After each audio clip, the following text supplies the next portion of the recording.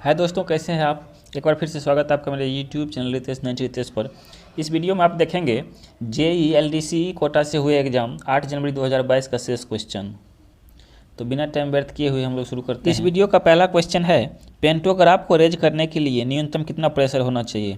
तो इन ऑप्शनों में से इसका सही जवाब होगा 6.5 kg/cm²। याद रखेंगे आप, इन ऑप्शनों में से पेंटोग्राफ को रेज करने के लिए न्यूनतम प्रेशर 6.5 kg/cm² होना चाहिए। आप याद रखेंगे, पेंटोग्राफ उठाने के लिए और पेंटोग्राफ बैठाने के लिए 6 से 10 सेकंड का समय लगता है। याद रखेंगे, पेंटोग्राफ बैठने और उठने में 6 से 10 सेकंड का समय लगता है। अगला प्रश्न है, माइक्रो प्रोसेसर लोको में निम्न में से कौन सी रिले लगी है। तो याद रखेंगे आप, इन ऑप्शनों में से माइक्रो प्रोसेसर लोको में QOP1 रिले लगी हुई है। QOP1 रिले और QOP2 रिले, अर्थात QOP दो प्रकार की रिले है, QOP1 और QOP2। QOP1 यह ट्रैक्शन पावर सर्किट नंबर 1 की अर्थ फॉल्ट रिले है। जब कभी RSI block 1, SL1, traction motor number 1, 2, 3, reverser 1, CTF तथा पावर केवल किसी में भी अर्थ फॉल्ट हो जाता है तो यह रिले एनर्जाइज होकर डीजे को खोल देती तथा सर्किट की सुरक्षा करती है। अगला प्रश्न है, मेन ट्रांसफार्मर में कुल टेपों की संख्या है। इन ऑप्शनों में 32 तो कहीं दिया हुआ नहीं है, 32 होता है, याद रखेंगे आप, नियरेस्ट 33 है। तो याद रखेंगे आप, मुख्य ट्रांसफार्मर, इसे ऑटो ट्रांसफार्मर भी कहते हैं, इसमें 32 टेप बने होते हैं और प्रत्येक टेप से बराबर वोल्टेज मिलती है। इसकी वाइंडिंग तेल के टैंक में डूबी रहती है। यह तेल इंसुलेटर का तो काम करता ही, साथ ही वाइंडिंग को ठंडा भी करता है। इसमें तेल की क्षमता 2000 लीटर रहती है। इसका एक सिरा A33 बुशिंग के हाई वोल्टेज पर रहता है तथा दूसरा सिरा A0 बुशिंग के द्वारा लोको बॉडी से अर्थ रहता है। अगला प्रश्न है, मेन ट्रांसफार्मर में अधिक करंट होने पर किस रिले द्वारा डीजे ट्रिप होता है। याद रखेंगे, मेन ट्रांसफार्मर में अधिक करंट होने पर रिले QLM द्वारा डीजे ट्रिप होता है। QLM यह फीडिंग पावर सर्किट की ओवर करंट रिले है। फीडिंग पावर सर्किट के किसी भी भाग में अर्थ फॉल्ट या शॉर्ट सर्किट के कारण ओवर करंट हो जाने पर यह रिले एनर्जाइज होकर डीजे को खोल देती है। अगला प्रश्न है, ट्रांसफार्मर के तेल को ठंडा करने वाले ब्लोअर के मोटर का नाम क्या है। आपसे पूछ रहा है मोटर का नाम, इसीलिए मोटर का नाम याद रखेंगे MVRH है। यदि आपसे ब्लोअर पूछा जाता तो VRH होता। याद रखेंगे आप, मुख्य ट्रांसफार्मर के तेल को ठंडा करने के लिए इसे रेडिएटर तक भेजा जाता है। इस तेल को रेडिएटर के अंदर एक पंप PH के द्वारा घुमाया जाता है तथा रेडिएटर को ठंडा करने के लिए ब्लोअर VRH लगाया गया है। ट्रांसफार्मर के तेल का लेवल देखने के लिए टैंक के ऊपर एक गेज ग्लास लगाया गया है। तेल का लेवल सामान्यतः 15 डिग्री सेंटीग्रेड के ऊपर रहना चाहिए। अगला प्रश्न है, कंप्रेसर व ब्लोअर के नहीं चलने पर किस फ्यूज की जांच करेंगे। तो याद रखेंगे आप, कंप्रेसर व ब्लोअर के नहीं चलने पर CCA फ्यूज की जांच करेंगे। CCA ऑक्सिलरी कंट्रोल सर्किट का मेन फ्यूज है जो कि 6 एम्पियर का होता है।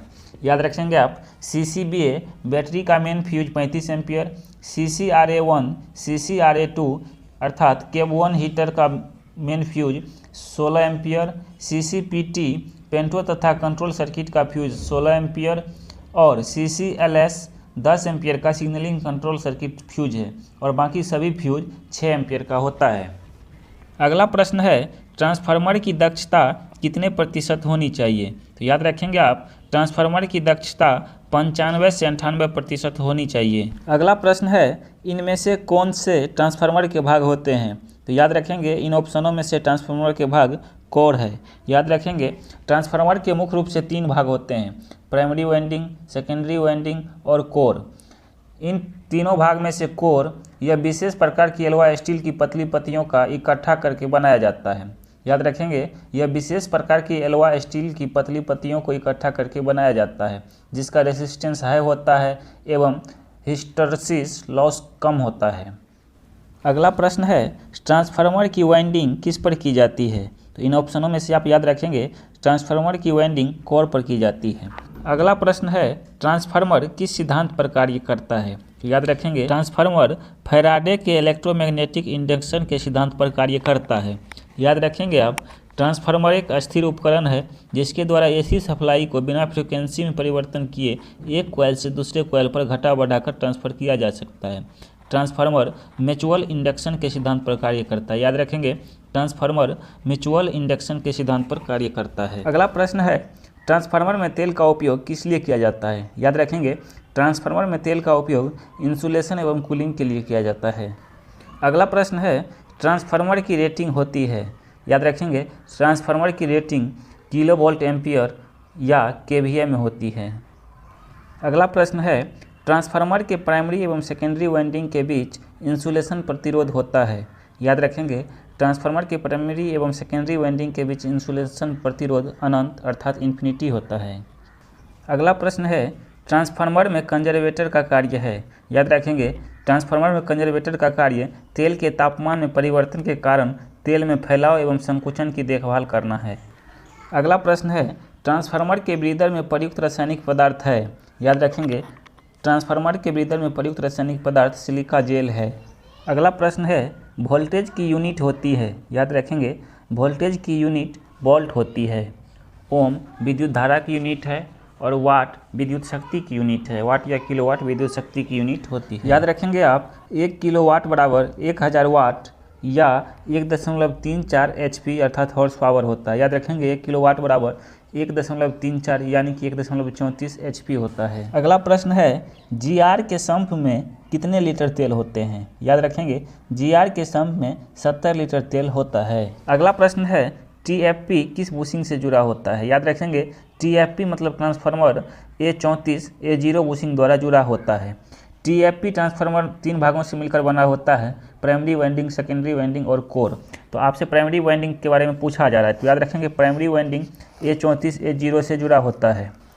इसी टाइप में आपसे कभी कभी रेगुलेटिंग वाइंडिंग TMWR के बारे में पूछ दिया जाएगा, तो याद रखेंगे regulating winding TMWR A30 A0, R9 A0 A1, RSI 2 A5 A6, RSI 1 A3 A4 और STC A0 A8 से जुड़ा रहता है। अगला प्रश्न है, कैटनरी किस धातु का बना होता है।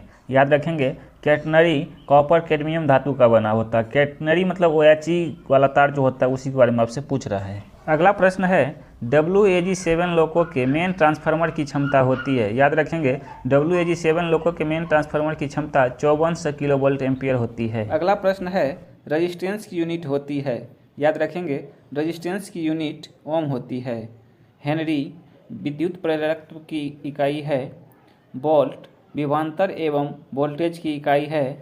एम्पियर विद्युत धारा की इकाई है। अगला प्रश्न है, रात के समय हेडलाइट खराब होने पर अधिकतम गति रहेगी। याद रखेंगे, रात के समय हेडलाइट खराब होने पर लोको की अधिकतम गति 40 किलोमीटर प्रति घंटा रहेगी। अगला प्रश्न है, WAP7 लोको में है, आपसे पूछ रहा है WAP7 लोको में किस प्रकार की बोगी लगी हुई है। तो याद रखेंगे, WAP7 लोको में कोको प्रकार की बोगी लगी हुई है।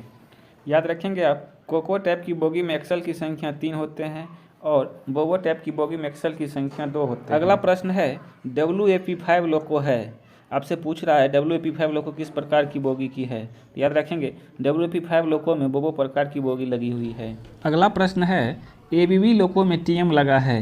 याद रखेंगे, ABB लोको में TM 3 फेज AC लगा हुआ है।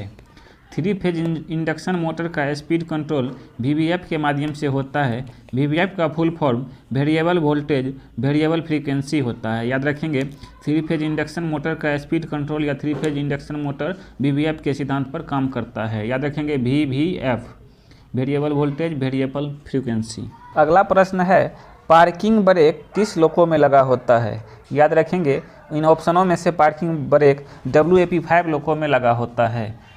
WAP5 लोको में पार्किंग ब्रेक व्हील नंबर 1, 4, 5 एवं 8 पर लगा होता है। याद रखेंगे, व्हील नंबर 1, 4, 5 एवं 8 पर पार्किंग ब्रेक लगा होता है। अगला प्रश्न है, होटल लोड की सुविधा उपलब्ध है। इन ऑप्शनों में से याद रखेंगे, होटल लोड की सुविधा WAP5 लोको में उपलब्ध है। Hotel load IVC coupler hotel load के पावर कनेक्शन के लिए लगाए गए हैं एवं LP side hotel load converter 2 के लिए है और ALP side hotel load converter 1 के लिए है। अगला प्रश्न है, A9 हैंडल किस पोजीशन पर करके निकालते हैं। याद रखेंगे आप, A9 हैंडल न्यूट्रल पोजीशन पर करके निकालते हैं। A9 हैंडल अर्थात ऑटो ट्रेन ब्रेक, दोनों के लोको में पायलट डेस्क पर एक एक ब्रेक कंट्रोलर लगा है जो एक विद्युतीय स्विचिंग उपकरण है। A9 हैंडल का कुल 6 पोजीशन है। याद रखेंगे, A9 हैंडल का कुल 6 पोजीशन है। Release, running, initial application, full service, emergency एवं न्यूट्रल। अगला प्रश्न है, ABB लोको को कितने मशीन रूम में बांटा गया है। याद रखेंगे, ABB लोको को मशीन रूम 2 में बांटा गया है, मशीन रूम 1 एवं machine room 2। K1 side LP side machine room 1 एवं ALP साइड मशीन रूम 2 होता है। अगला प्रश्न है बैटरी एमसीबी का नंबर है। याद रखेंगे इन ऑप्शनों में से बैटरी एमसीबी का नंबर 112.1 है जो SB2 में लगा हुआ है। MCB 112.1 बैटरी एडिशनल MCB है।